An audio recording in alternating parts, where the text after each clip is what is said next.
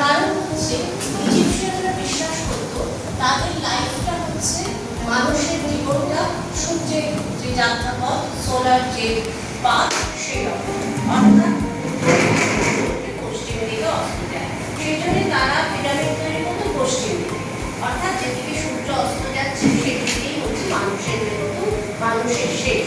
সেই জন্য এই পশ্চিম দিকে তারা করেছিল। একটা সময় হিস্টোরিয়ানরা বলতেন পশ্চিম দিকে এই পাথর পাওয়া যায় না, এই পাথর পশ্চিম দিকে পাওয়া যায় না, তারা পূর্ব দিক থেকে নিয়ে আসতো এবং কিভাবে নিয়ে আসতো সেটা খুবই আশ্চর্য।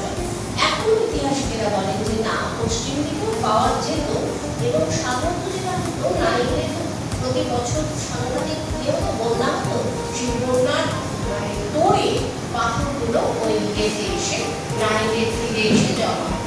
কিন্তু সেখান থেকে এনে আমি যদি ধরেও নিই, সেখান থেকে তারা নিয়ে আসতো। কিন্তু এই যে একটার পর আরেকটাকে প্লেস করা এবং এই বিপুল একটা জাইগ্যান্টিক স্ট্রাকচার তৈরি করা, সেইটা কি করে তারা তখন করতে পেরেছিল সে নিয়ে কিন্তু ঐতিহাসিকদের মধ্যে এখনো যথেষ্ট বিতর্ক আছে। কারণ যে ইঞ্জিনিয়ারিং নলেজটা থাকলে, যে অ্যাডভান্সড টেকনিকটা জানা থাকলে এই কাজটা করা সম্ভব, তখন কিন্তু মানুষের সেই অ্যাডভান্স টেকনিকটা জানা ছিল না। এবং মোটামুটি বলা হয় ৮০ লক্ষ শ্রমিক একটা পিরামিড তৈরি করার কাছে, তারা ৮০ লক্ষ শ্রমিক ব্যবহার করতে ২০ বছর ধরে, ওভার 20 ইয়ার্স এই একটা পিরামিড তৈরি হয়েছে। এবং এটার পিছনে একটা কারণ আছে। বছরে খুব অল্প সময় ইজিপ্টে কৃষিকাজ হতো, তারপরে বাকি দিন তারা বসে থাকতো। এই যে তাদের কিছু লোককে খাওয়া বার করতে কোনো রাস্তা বার করতে হবে, যদি ফেরাও যারা, সেই ফেরাওরা তাদের এই কাজটা নিয়ে নিতে ৮০ দিন ধরে তারা এই কাজটা, বছরে ৮০ দিন, 80 days তারা এই কাজ করত, অর্থাৎ এই পিরামিড তৈরি কাজ করত। আগে একটা কথা খুব প্রচলিত ছিল যে যারা পিরামিড তৈরি করতো, করে পিরামিডের মধ্যে ফেরাওয়ের যে মামিফিকেশন হতো, সেই মামিফাইড দেহ এবং তার সঙ্গে তার বিপুল সম্পত্তি ওই ঢুকিয়ে সিল করে দিত, তারপর তাদের মেরে দেওয়া হতো। কারণ ওই সিক্রেটটা যাতে কেউ জানতে না পারে, সেইটা ইজিপশিয়ানদের কাছে খুব জরুরি ছিল। যদিও চোর ডাকাতের হাত থেকে তারা বাঁচাতে পারে, পিরামিডগুলো তারা চোর ডাকাতের হাত থেকে বাঁচাতে পারেনি। প্রচুর চুরি গেছে, প্রচুর ভালো ভালো প্ররত্ন এখান থেকে চুরি হয়ে গেছে। এই সামনে যেটা রয়েছে দেখো, এটাকে বলে স্ফিংস। স্ফিংস হচ্ছে তখনকার দিনে যিনি একজন ফেরাও ছিলেন, কাফরে, তার খুব তিনি সাংঘাতিক শক্তিশালী ছিলেন। অ্যাকচুয়ালি এই এত বড় স্ট্রাকচারগুলো করার কারণ কি বলতো? তার কারণ হচ্ছে বোঝানো যে আমি কতটা পাওয়ারফুল, আমাকে প্রশ্ন করো না, ডোন্ট চ্যালেঞ্জ মাই পাওয়ার। কারণ ইজিপ্টে বহু গোষ্ঠীর লোক ছিল, এদের একত্রিত করে ফেরাও এদের উপর নিজের ক্ষমতা চাপিয়ে দিয়েছিলেন। সেই জন্য এই সমস্ত জাইগ্যান্টিক স্ট্রাকচার তৈরি করে বুঝিয়ে দিতেন যে ডোন্ট ট্রাই টু চ্যালেঞ্জ মাই পাওয়ার। আমি কিন্তু এইরকম বড় বড় মাইটি স্ট্রাকচার তৈরি করতে পারি যা তোমরা তৈরি করতে পারবে না। সেই জন্য এই যে গিজার যে স্পেসটা রয়েছে কাফরে, এটার মুখটা হচ্ছে মানুষের আর দেহটা হচ্ছে সিংহ। এটাও ওই লাইমস্টোন দিয়ে তৈরি হয়েছিল এবং মোটামুটি এগুলোর বয়স কিন্তু সবই প্রায় ৫,০০০ বছর। যীশু খ্রিস্টের জন্মের ২,৫০০ থেকে ৩,০০০ বছর আগে এগুলো তৈরি হয়েছে। এবং এই যেহেতু দিনের পর দিন সাহারা মরুভূমি এগিয়েছে, যখন এখানে ইজিপশিয়ান সিভিলাইজেশন ছিল তখন সাহারা মরুভূমি ছিল না, আরও এগিয়েছে। এখন এটা মরুভূমির মধ্যে পড়ে, ফলত প্রচুর তোমরা যেমন বালির ঝড় হয়, বালির ঝড় হয় বলে সাংঘাতিক ইরোশন হয়। ওই যে দেখছো স্ফিংসের নাকটা নেই, নাকটা পোতা হয়ে গেছে। এটা নিয়ে অনেকে বলেন যে নেপোলিয়ন যখন ইজিপ্টে আক্রমণ করেছে তিনি নাকটা ভেঙে দিয়েছিলেন, কিন্তু তা নয়, নাকটা অনেক আগেই ভেঙে দিয়েছিল। কিন্তু যেটা হচ্ছে সেটা হচ্ছে কন্টিনিউয়াস ইরোশনের ফলে স্ট্রাকচারটা আস্তে আস্তে এই স্ট্রাকচারের যে আপার পার্টটা সেটা ইরোডেড হয়ে যাচ্ছে। কিন্তু এই যে পাশে এই যে একটা স্কার্ফের মতন জিনিস দেখবে, এটা কিন্তু স্কার্ফ না, এটা হচ্ছে সিংহের কেশর।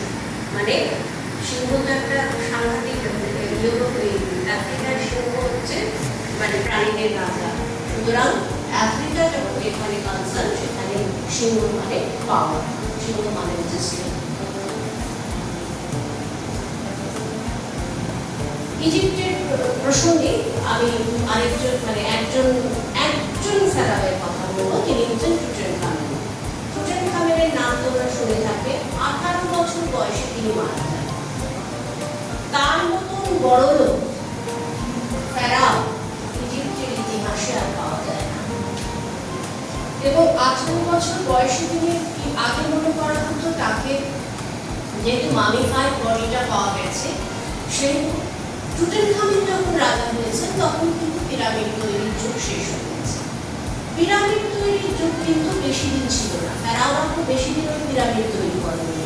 তারপরে তাদের ওই সমাধিস্থ করে দেওয়া হতো, সঙ্গে সব জিনিসপত্র মাটির তলায় চেম্বার তৈরি করে সব জিনিসপত্র সঙ্গে দিয়ে দেওয়া হতো। কাঠ থেকে চেয়ার, টেবিল, জলের গিলাস, রান্নার জিনিস সব দিয়ে দেওয়া হতো। মনে করা হতো বড়জন নেই, মানে এটা তো একটা যাত্রীর journey from this world to the next world. বড় যে নেক্সট ওয়ার্ল্ডে গিয়ে ওগুলো সব কাজে লাগবে, সেই জন্য ওগুলো সঙ্গে দিয়ে দেওয়া হতো এবং ওগুলো সব শোনা। উনি কিন্তু মানে সলিড, এখানে কোনো মানে ওই হলো কোনো ব্যাপার না। এই যে সমস্ত সলিড, একটু অন্ধকার ছবিগুলো, এগুলো কিন্তু সমস্ত সলিড সোনার স্ট্রাকচার, সোনার জিনিস। কোনোটা কেরো মিউজিয়ামে আছে, অনেকটা ব্রিটিশ মিউজিয়ামে আছে। তো এই টুটেনখামেন 18 বছর বয়সে আগে মনে করা হতো তার মানে এতটাই তিনি শক্তিশালী, পাওয়ারফুল এবং রিচ ছিলেন যে তাকে খুন করা হয়েছে, কারণ তার মাথার খুলিতে আঘাতের চিহ্ন পাওয়া গেছে।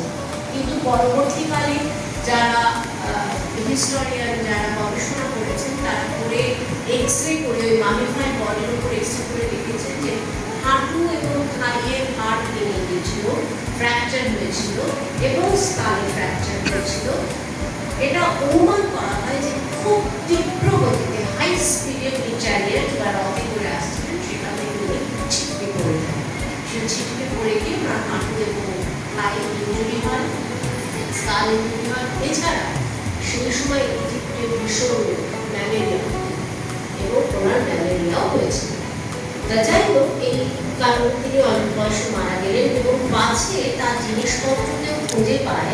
এই জন্য তাকে কোথায় যে কোন স্থানে সমাধিস্থ করা হয়েছিল এ খবর বহুদিন পর্যন্ত কোনো ইজিপ্টোলজিস্ট, কোনো আর্কিওলজিস্ট তারা অনুসন্ধান করেও জানতে পারেনি।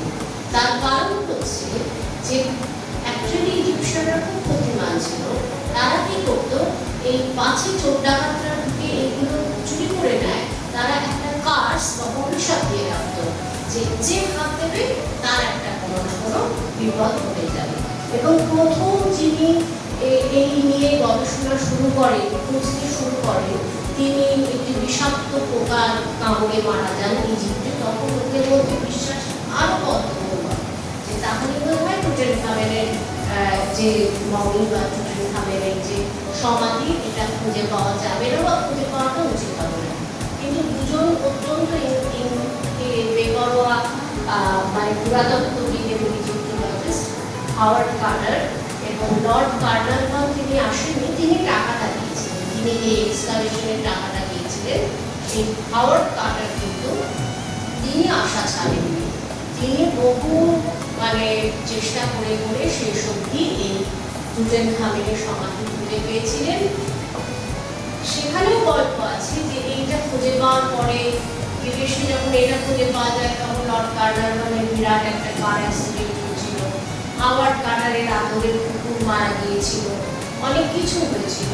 কিন্তু হাওয়ার্ড কার্টার মানে মহান তবিয়তে বহু বছর তিনি বেঁচেছিলেন এবং তিনি বেশ মানে দীর্ঘ শান্তিপূর্ণ জীবনযাপন করেছিলেন। সুতরাং এই কার্সের ব্যাপারটা যে কত মানে ওটা যে অ্যাকচুয়ালি গল্প, তোমরা নিশ্চয়ই অনেক গল্প টল্পে দেখো যে ইজিপশিয়ান মানুষের একটা অভিশাপ কার্স থাকে, ওটা অ্যাকচুয়ালি গল্পই, এগুলো বাস্তবে সত্য নয়।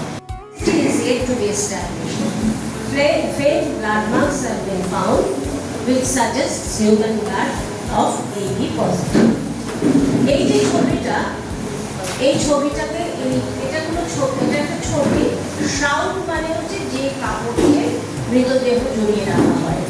তা এই টিউরিন মিউজিয়াম, লেকে টিউরিন মিউজিয়াম আছে ইটালিতে, সেই টিউরিন মিউজিয়ামে এটা রাখা আছে। এই শ্রাউটটাকে রাখা আছে টিউরিন মিউজিয়ামে, ইটালির টিউরিন মিউজিয়াম।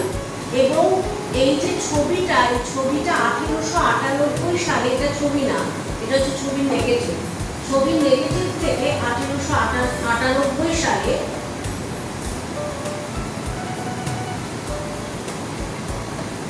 এই চেহারাটা উদ্ধার করা হয়েছে। বোঝা যাচ্ছে?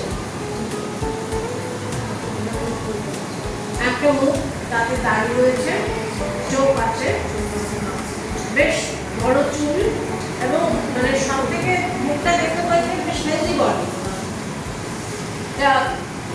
13th সেঞ্চুরি থেকে চার্চ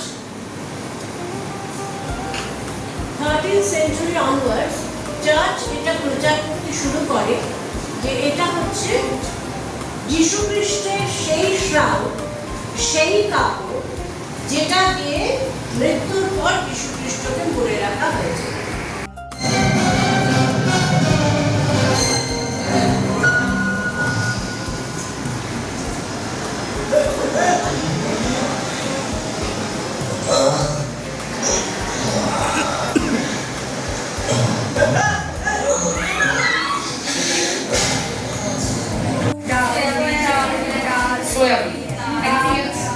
Ready? Okay. So, এই প্রোটিনগুলোর মধ্যে কি থাকে? নন নিউট্রিশনাল কি থাকে? Protein is made up of dash. বলতে পারবি? বল মনে যাবে? একটু শব্দ হয়ে গেল না? বেশি কেমিস্ট্রি হয়ে গেল। আচ্ছা, নিউট্রিশন এরা অ্যামাইনো অ্যাসিডস। হ্যাঁ, আমি তো সেগুলো বলবে না, জাস্ট ওয়েট করছি। ফাইন, আমাকে কেউ বলতে পারবে, আরেকটু জেনারেল বলছি, কেউ আমাকে বলতে পারবে আয়রন রিচ ফুড লোহা আছে যাতে? পালং শাক, ইন্টারেস্টিং। আর কিছু হ্যাঁ, সরি, ড্রামস্টিক, শিওর, সামান্য আছে চাকরিটা হচ্ছে রিলিজিয়াসকে আনসারগুলো শুনে। আর একদম অবভিয়াস যেগুলো, এনিথিং রেড, রাইট? বেদানা। আর আমি আনসারগুলো কালেক্ট করছি। খেজুর, মোচা, ক্যারেট, আর সেটাই জেনে নিচ্ছি। এসো কোথায় বসবে দেখো। অডিটোরিয়ামে গেলে ভালো, কারণ কাটলে তুই তো জানিস, চিন্তায় করে গেছো তুমি না। থোর মোচা ডুমুর যদি কেটে যে লালচে রংটা বেরোয়, যেটা মানুষ ভাবে iron, it is not iron. কি ওটা নিউট্রিশনের বাচ্চারা বলো? ওরা জানিস, বহুবার ক্লাসে পড়ে। কি ওটা? কাটলে যে লালচে রং, ইনফ্যাক্ট চা শাড়িতে পরলে লালচে হয়ে যায়, ইট ইজ নট আয়রন। কি শুনতে পেলাম? কি বলি? Tannic acid. ইয়েস, আর ট্যানিক অ্যাসিড আয়রন অ্যাবজর্পশন কমায়। তোর মোচা ডুমুর আয়রনের সোর্স তো নয়, উল্টে আয়রনের অ্যাবজর্পশন কমায়, রাইট? এখানে কতজন সকালে রোগা হওয়ার জন্য গরম জল মধু খাও? আচ্ছা, মধু is almost equivalent in calories to চিনি। almost কেন? same. শুধু লেবু দিয়ে খাই। That is fine. But কেন রোগা হবো লেবুতে? সেটা থাকে ভিটামিন সি গরম জলে। গরম জলে দিচ্ছি, গরম জলে ভিটামিন সি 0। ইনফ্যাক্ট লেবু কেটে এখানে রাখলে এই গরমকালে 50% লস, ইফ নট 0। যদি আরো গরম পড়ে আরো একদম গেল। তাই ঠিক খাবার আগে লেবু ফ্রেশ কেটে, তবে যদি ভিটামিন সি এর জন্য খাও, টেস্টের জন্য খেলে আমার কিছু বলার নেই। Getting my point? So we are going back to লেবু আর গরম জল কেন রোগা করে বলো? Nutrition.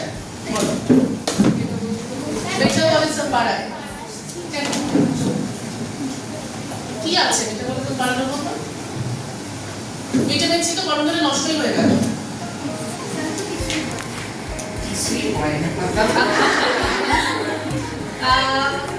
Actually, there is no solid scientific evidence. You're correct. যে পেট কমাবে কি হয় বলতো বেসিক্যালি স্যাটাইটি ভ্যালু হয়, পেটটা ভরে যায়। এক গ্লাস জল খেলে you are naturally consuming somewhat less of the food, but গরম জলে the food does not burn because vitamin C is C. খেতে পারো বলছি না কোনো ক্ষতি নেই, but obviously you can think about it. কিছু খাবার আগে জিনিসটাকে ভাববে, ফুচকা মানেই সেটা খারাপ নয়। ফুচকা কি খারাপ? যারা আমার দেখেছে তারা সবাই জানে আমি ফুচকা ভীষণ ভালোবাসি। ফুচকা খারাপ নয়। কেন খারাপ হতে পারে? যদি নোংরা জল হয়, খোঁজ করার আগে yes only hygiene and sanitation. In fact, ফুচকার জলে যেহেতু ট্যামারিন্ড আছে, তেঁতুল, লেবু আছে, আর acidic bacteria, acidic pH grow করে না। কিন্তু সে ডাল বন্ধ করে দিয়েছে, ছানা বন্ধ করে দিয়েছে, আরো যেগুলো দিয়ে দর হয় না সেই সব বন্ধ করে দিয়েছে। তাহলে আমাদের কি করতে হবে? প্রথম আগে জল খেতে হবে। যে আমরা প্রোটিন ইনটেক করেছি, জল খেতে হবে। কার্বোহাইড্রেট করছি, তাতেও জল খেতে হবে। ফ্যাট নিচ্ছি, ফ্যাটের সাথে আমাদের একটা ইমালসিফিকেশন হয়। কিন্তু প্রোটিন আর কার্বোহাইড্রেটকে আমার যদি ডায়েটের সাথে সাহায্য করতে হয়, তাহলে জল আমার দরকার। জলে যে H2O, সেই যে কেমিক্যাল রিঅ্যাকশন, আমরা জানছি না জল খাচ্ছি, কিন্তু বডির ভেতরের পার্টস কিন্তু জানছে না, সে বায়ো মলিকিউলসগুলো চিনছে।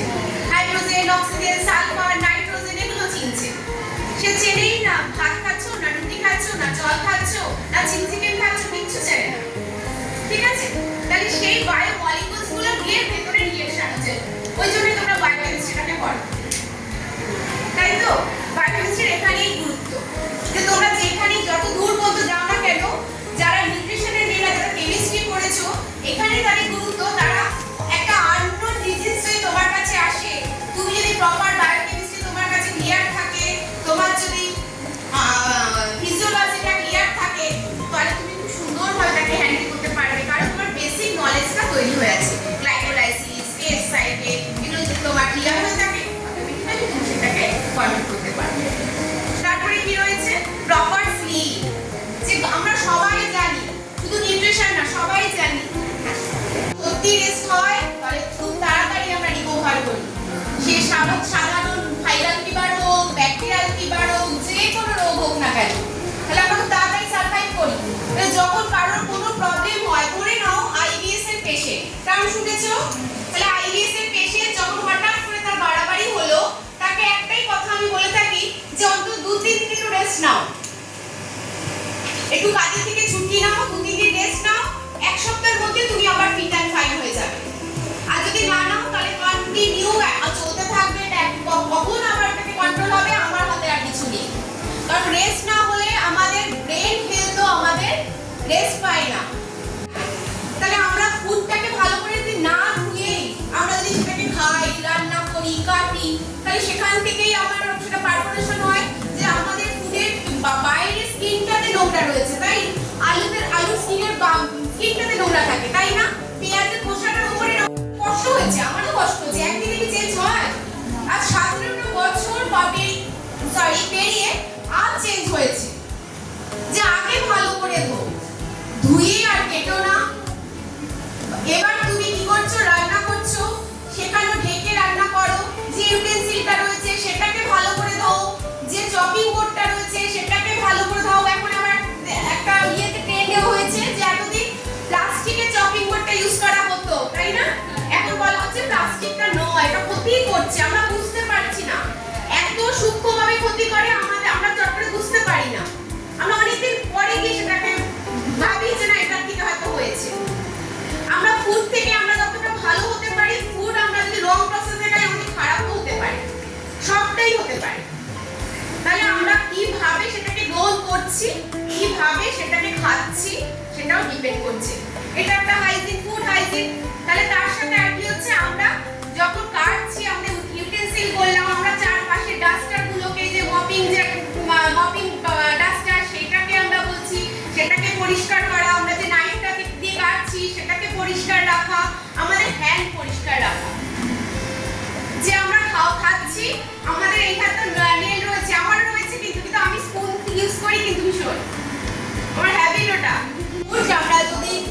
নেই, তার মধ্যে থেকে আমরা ভেরিয়াস আমরা নিউট্রিয়েন্ট গুলো পেতে পারি। তাহলে আমাদের ভেরিয়াস নিউট্রিয়েন্টের মধ্যে আমরা 6টা নিউট্রিয়েন্ট আমরা জানি। 6টা nutrient carbohydrate, protein, fat, vitamins, minerals and fibre, water. সবার শেষে আমরা ওয়াটারটাও জানছি, তাই তো? তাহলে এবার দেখো এখানটায় এই যে ম্যাডাম কিছুক্ষণ আগে বলে গেলেন না প্রোটিন আমাদের কি কাজে লাগে। তাহলে এই যে হেল্প, গ্রো এন্ড রিপেয়ার। তাহলে ওই রিপেয়ারটা করছি আমি রেসপিরেশন করলে, নয় কিছু করবে না। আমি জিম করছি, প্রোটিন নিচ্ছি, এক্সারসাইজ করছি, কিন্তু আমি রেসপিরেশন করছি না। রেসপিরেশনের একটা টাইম রয়েছে, সেটা আমরা পরে আলোচনা করব আবার। আচ্ছা, কার্বোহাইড্রেট আমাদের মেইন এনার্জি সোর্স। কার্বোহাইড্রেট বাদ দিয়ে আমরা চলি, তাই না? আমাদের নিড, আমাদের WHO আমাদের কিন্তু বলে না কার্বোহাইড্রেটকে বাদ দিয়ে চলতে। ব্যালেন্স ডায়েট বলতে আমরা কার্বোহাইড্রেট, প্রোটিন, ফ্যাট প্রত্যেকটাই নেব, কোনোটাকে বাদ দিয়ে নয়। কিন্তু আমরা কতটা নেব, কখন নেব, কিভাবে নেব, কি ধরনের কার্বোহাইড্রেট নেব, সেটাই ইম্পর্টেন্ট।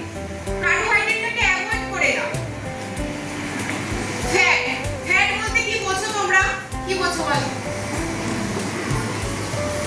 এখানে আমি ফটো করে দিয়েছি, দেখো কি লেখা আছে। ফ্যাট আমাদের কিসের কি ফাংশন করছে সেটা বলছি, কিন্তু ফ্যাট বলতে কি বোঝো?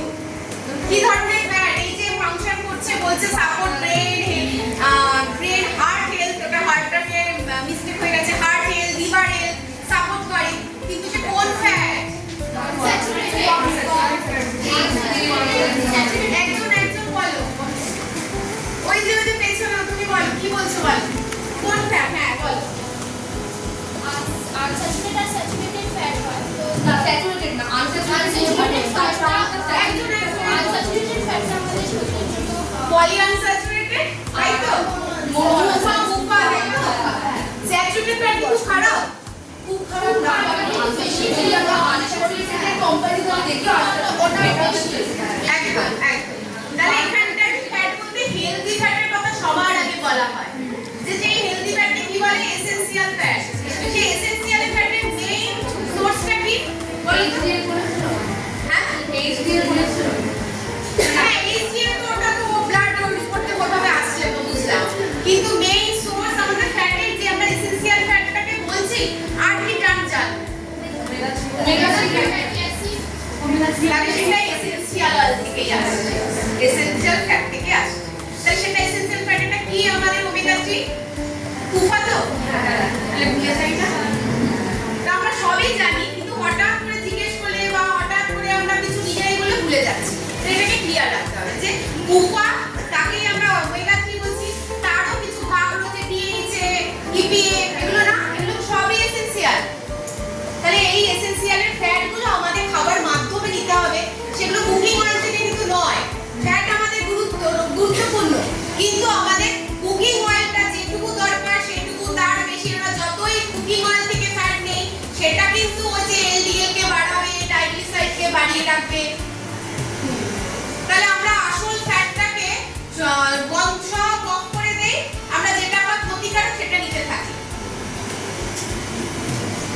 আচ্ছা, রেডি করছিলাম সেই সময়টা আমি অনেকদিন পরে এটা বললাম যে বাটিতে আমি কিছু খাবার নিয়ে বসেছিলাম, যেটুকু আমার অ্যামাউন্ট তার থেকে আমি এক্সট্রাই খেয়েছিলাম, কিন্তু তাতে কি লাভ হলো? আমার পরের খাবারের টাইমটাতে ওভার ইটিং করে ফেলেছিলাম। আমি যেটা খেয়েছিলাম আমার অল্প খেয়ে যেটা আমার পেট ভরে যাওয়ার কথা, সেটা আমি ফিল করছিলাম না। ভালো লাগছিল বেশ, খেয়ে যাচ্ছিলাম স্পুন দিয়ে, ঠিক আছে, আর তার সাথে সাথে কাজ করে যাচ্ছিলাম, টাইপ করে যাচ্ছিলাম। কখন প্যাকেটটা শেষ হয়ে গেছে, ঠিক আছে? তাহলে এরকম করে করাটা যাবে না। তাহলে নিজের ভুলগুলো থেকে নিজেকে শিখতে হবে সবার আগে, তাহলেই তুমি আরেকজনের ভুলটাকে ঠিক করতে পারবে। একদিন কিচ্ছু হয় না। মেইনটেইন প্রপার পোর্শন সাইজ, তাহলে সেটা আমরা আবার পরে আমরা ছবি দিয়ে বুঝবো। ড্রিঙ্কিং এনাফ ওয়াটার বলেছি, এটা আবার রিপিট হয়েছে। আর নুডলস, পাস্তা, এগুলোকে আমরা মুখরোচে একদিন দুদিন খেতে পারি, কিন্তু রোজ রোজ নয়। এটা রোজ রোজ যদি আমরা হেলদি কোনো অপশন দিয়েও সেটাকে অ্যাড করে নিতে পারি, যে আমরা অনেক ভেজিটেবলস দিচ্ছি, আমরা কোনো প্রোটিন অ্যাড করছি, কিন্তু আমরা রিফাইন্ড তো খাচ্ছি। তাহলে রোজ রোজ না হলে মাঝে মধ্যে হতে পারে, কারণ বাইরে যারা এগুলো বিজনেস করছে তাদের অবস্থা খারাপ হয়ে যাবে, তাই না? তাহলে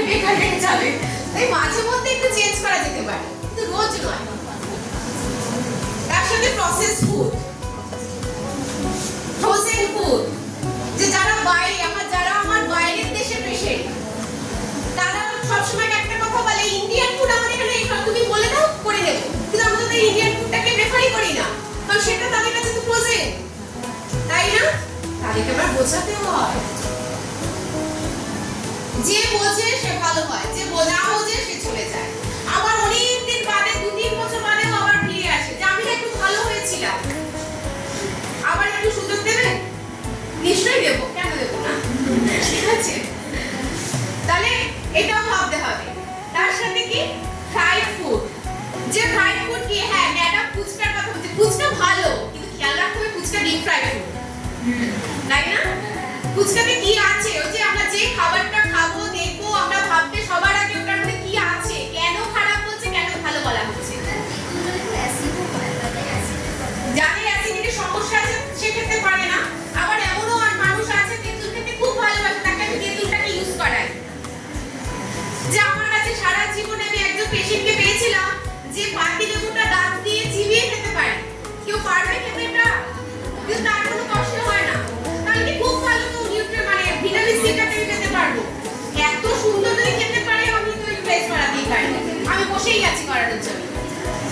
তাহলে আমাদের দেখতে হবে সেই যে আমার সামনে আসছে ট্রিটমেন্টের জন্য, পরবর্তীকালে তোমরা পাস আউট হবে, তোমরা করবে, সে অ্যাজ এ টিচার বলো, অ্যাজ এ ক্লিনিক্যাল ডায়েটিশিয়ান বলো, যেখানেই তোমরা যাও না কেন, তোমাদের নিজেদের আগে বুঝতে হবে, আগে নিজে আমি কি রকম চলতে পারছি, নিজে কি করতে পারছি, তাহলেই আমরা আমাদের অপোজিটে যে আছে তাকে আমরা ট্রিট করতে পারবো।